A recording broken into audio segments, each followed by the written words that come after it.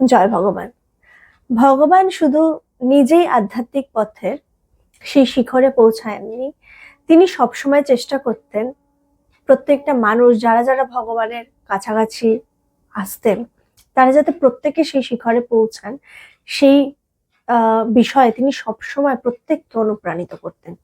সেই প্রসঙ্গে আমি আজকে একটি পত্র আপনাদের মাঝে পড়ে শোনাবো, যেই পত্রটি ভগবান তার এক শিষ্যকে লিখেছিলেন 1986 সালে। গুয়াহাটি, 31/7/1986 সাল। প্রিয় প্রদীপ, তোমার চিঠি পেয়েছি। তুমি ভালোভাবে কাটাচ্ছ জেনে ভারী ভালো লাগলো। আমরা প্রতি সময় নিজেকেই ব্যবহার করি, কিন্তু ধরবার সময় বলি এটা কিংবা ওটা ইউজ করছি। জ্ঞান বস্তুটি ব্যবহৃত হচ্ছে, কিন্তু ওটার উপর কখন যে আমি চেপে বসি। মোটর সাইকেলটা নিজের শক্তিতেই চলছে, কিন্তু আমি যখনই ওর উপর চেপে বসলাম আমার টেনশন শুরু হলো। মোটর সাইকেলের কিন্তু কোনো টেনশন নেই।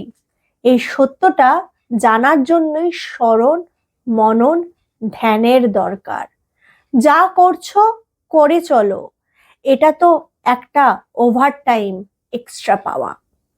আমরা ভালো আছি, তোমার চিঠির কথা সবাইকে জানিয়েছি। তোমার বাড়ির সাথে যোগাযোগ রাখছি, বাড়ির সবাই ভালো আছে। গুরুজি।